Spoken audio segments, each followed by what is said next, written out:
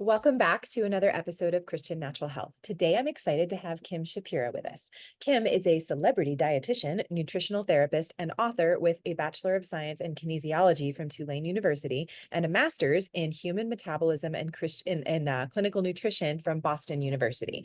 Kim has spent over 25 years helping people lose weight and keep it off, with a giant emphasis on keeping it off, both in her private Los Angeles practice, in hospitals, sports clinics, addiction centers, and universities. When she's not helping her clients take back their relationship with food, she is a wife and mother of 3 children and 3 pups.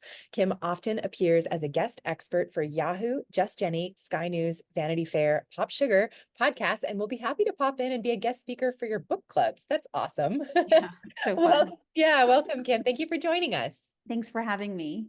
Yeah, absolutely. So, it's the new year, and a lot of our listeners have made New Year's resolutions on weight. What do you see as being kind of some of the underlying reasons why a lot of the best intentions don't make it past like month 3 or sometimes week 3 Or day three, or day even. 3? Yeah, something I like that. think we have very short-term memories. I mean, can Yeah, you even remember what you ate for lunch yesterday? that's a good question. I can if I stop and think about it. Right, but we Right. don't stop and think about it. And the truth Sure. is that we do everything 47% the way we did the day before. And Mm, so we sleepwalk through most of our activities. And interesting. unless we're super intentional and Right. we take action with that intention Yeah. over and over, we're Yeah. repeating our history.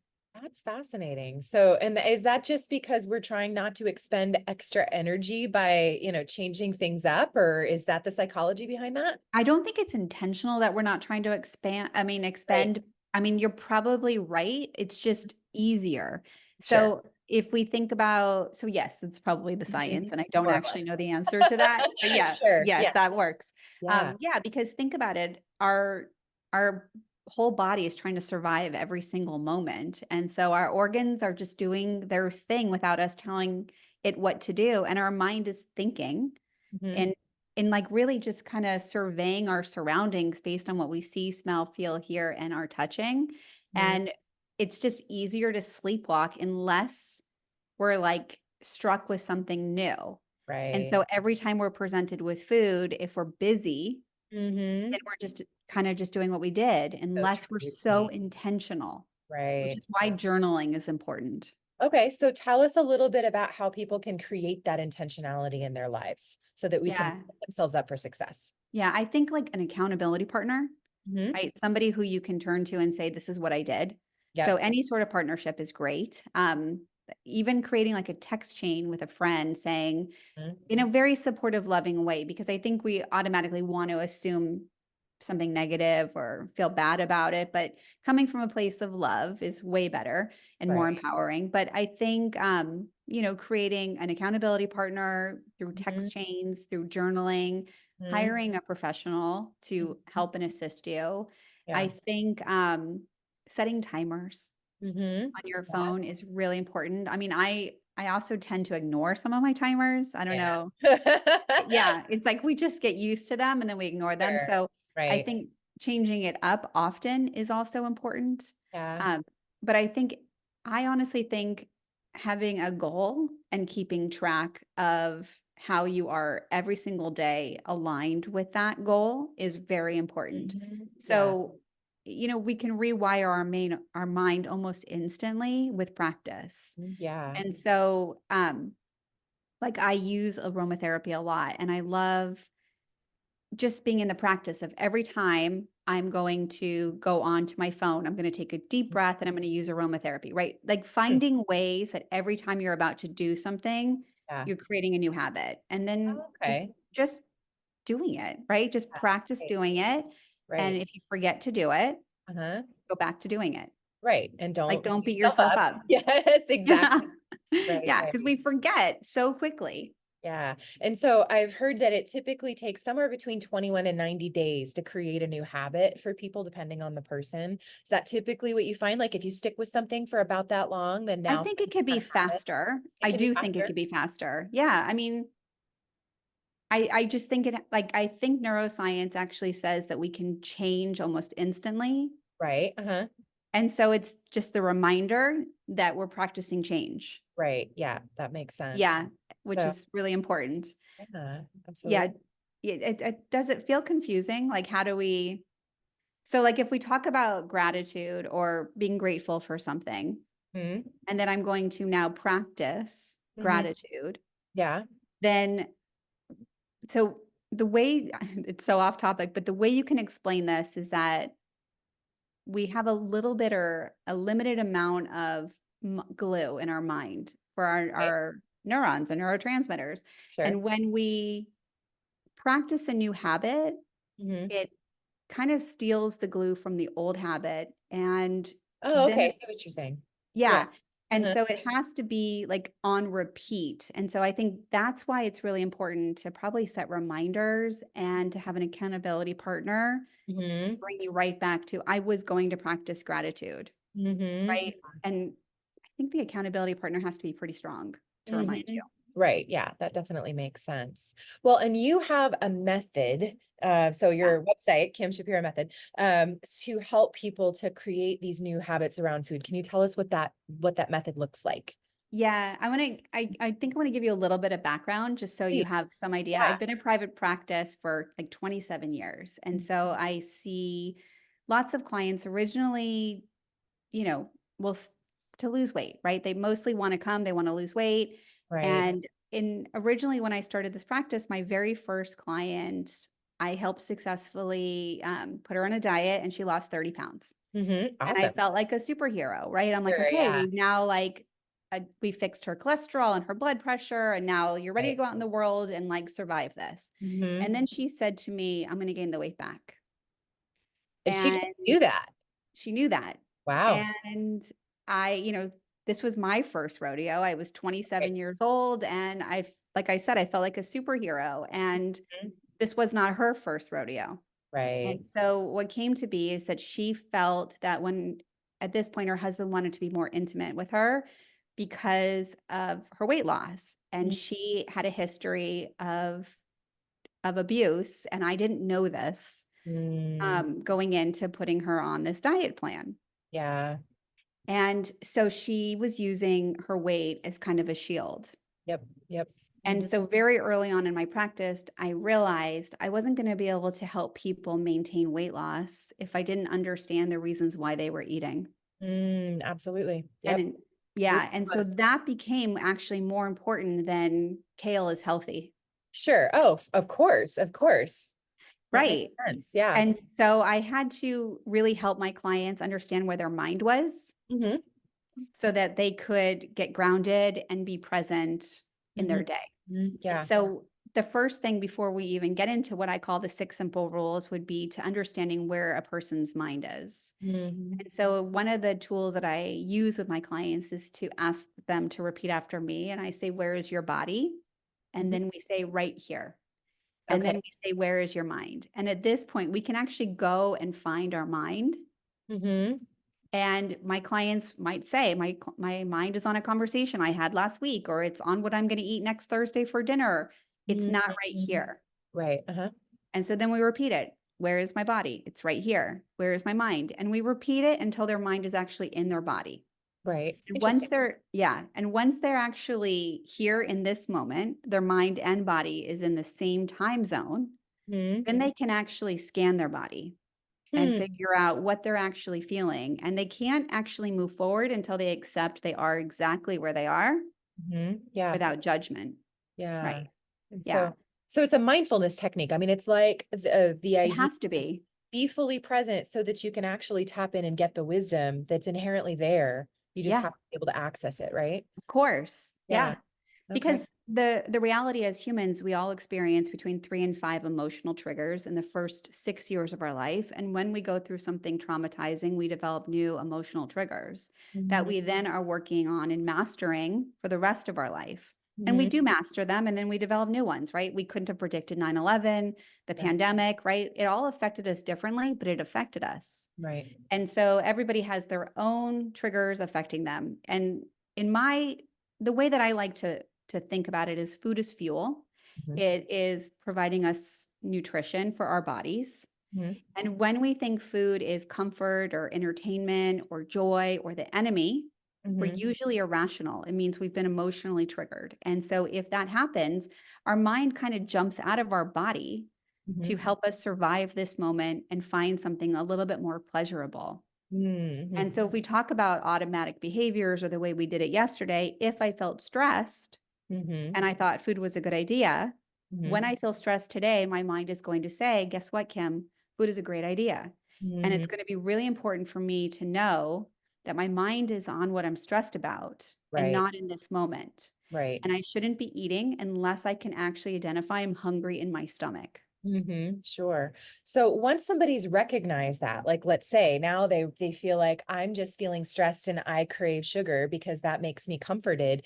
Even if you can make that connection, how do you get somebody to address the real root issue as opposed to reaching for the sugary treat? Yeah. So it's kind of like a reparenting tool, right? We have to be able to say, would I tell my children to eat when they feel stressed? Right. Or what advice would I give my best friend if Hmm. they were telling me they were stressed, Yeah. right? And then it's probably taking a deep breath, probably trusting that this is going to pass and that you're going to be okay. Right. Yeah. And Yeah. what our mind needs to know at all times is that it's safe. Yeah. So letting your mind know, actually, in this moment, I'm safe. I don't like this moment, and this moment is tough, but Hmm. I'm safe. Hmm. And then one of the things, if you're craving sugar, Hmm. if I say you can't have it, that Mm. makes you very To unsafe. make it sure. Yeah. So any type of restriction is totally unsafe. And Hmm. so just saying to yourself, I'm stressed, I'm thinking about sugar, Hmm. whatever it is I'm thinking about, I'm going to put on hold. I can Okay. come back to it, but Yeah. I only eat when I'm physically hungry, Got it. not because my chest is tight. Right. Yeah. So if you put that on hold for a few minutes, you're not saying no to yourself. You're just Right. saying, I'm going to sit with this discomfort and I'm going to process the emotion that comes up. Do you find that on the other end of that, a lot of people decide not to have the sugar after all? Yeah. So if we get into the six simple rules, the first rule is to eat when you're hungry. Okay. Yeah. And so, nobody's really hungry Hmm. for a cookie.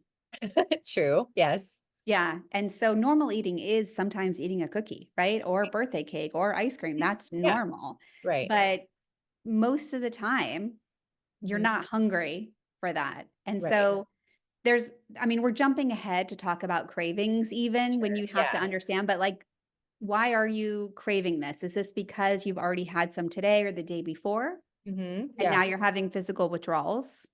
Yeah. And could you say to your mind, I'm not really hungry. I know it sounds like a good idea, but I'm not having it today. And what will happen? Right. And generally, we won't remember that we were even thinking about that cookie because, Right. like I said before, we can't even remember what we ate yesterday. Sure. Yeah. No, that makes sense. And Yeah.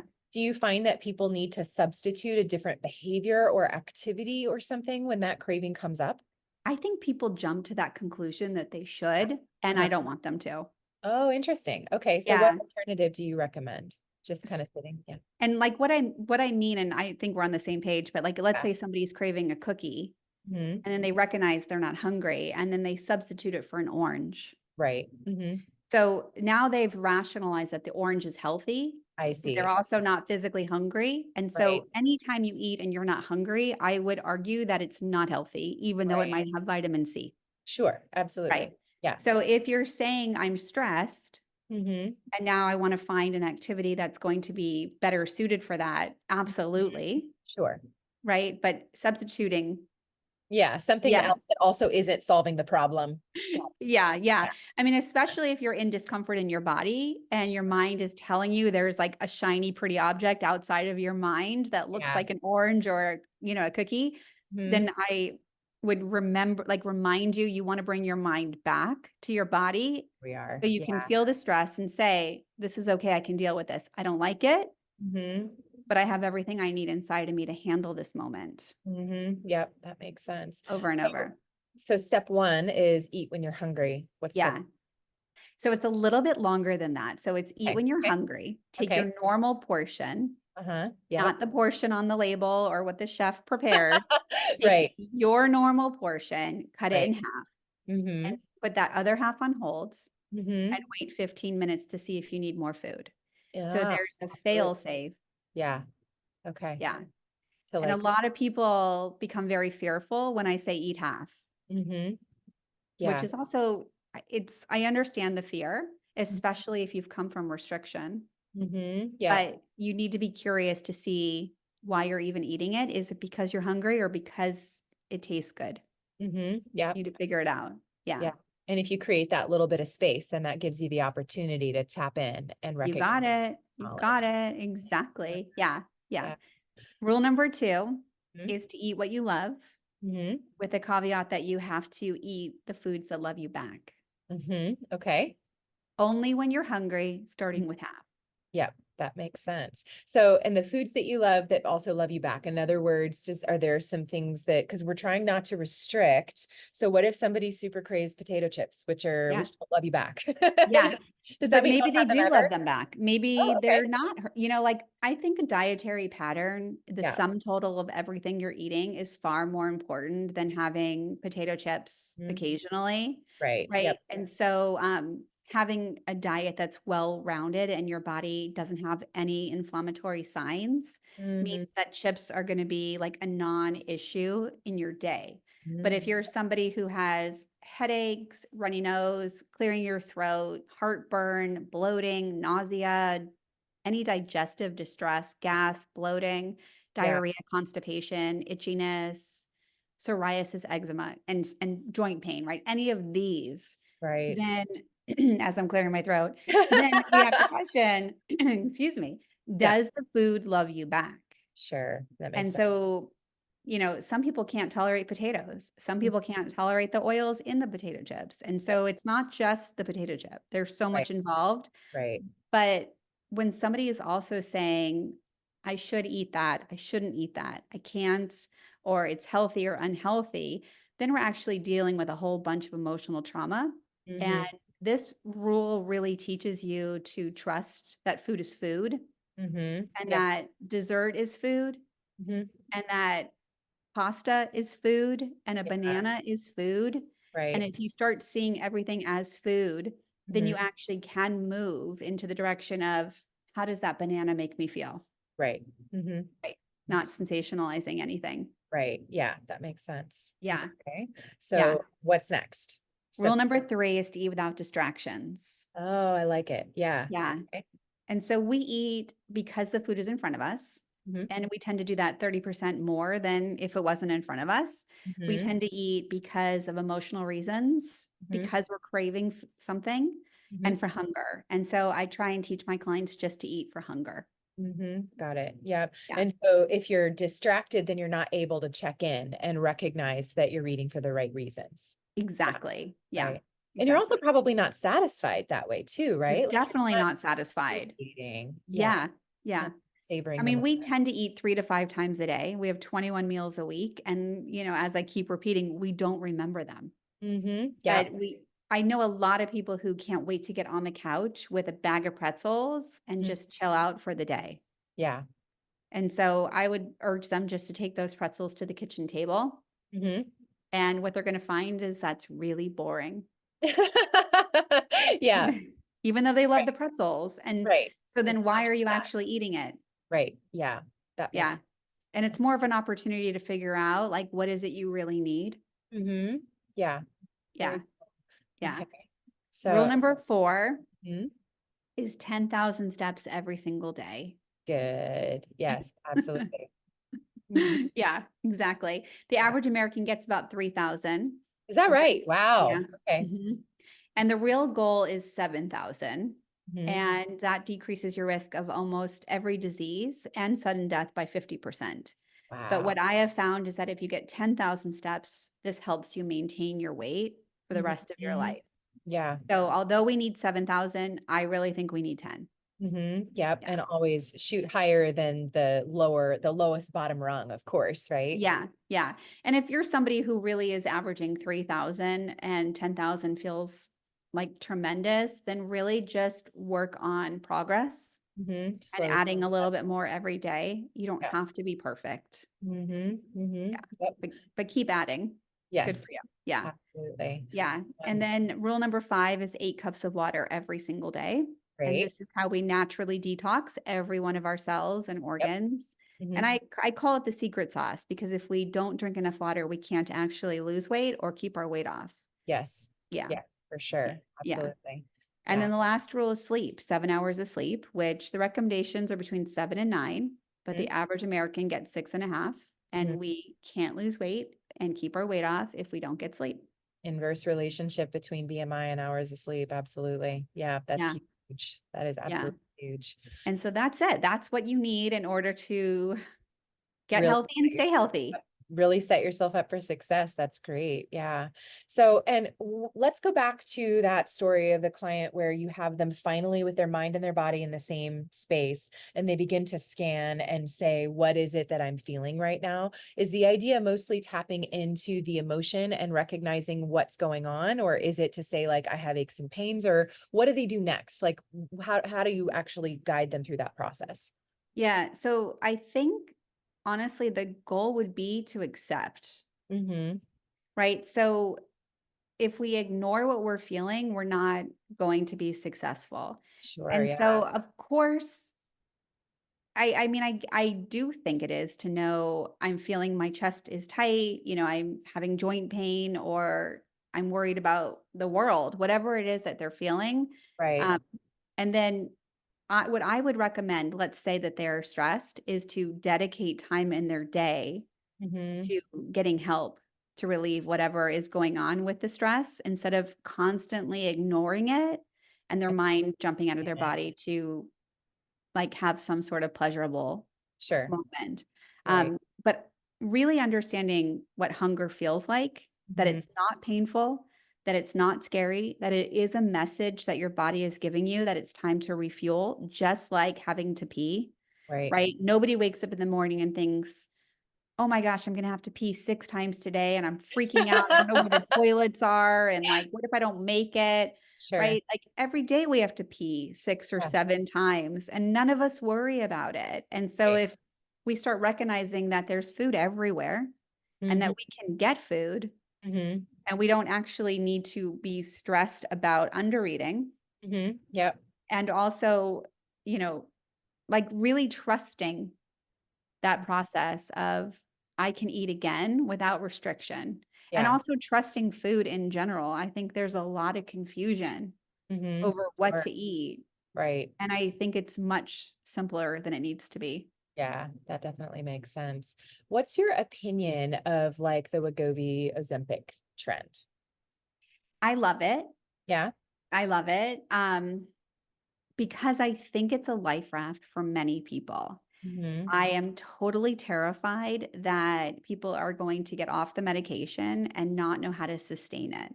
Mhm. So I think that metabolic syndrome, syndrome X, is the most important focus for what we should be focusing on as far as our health.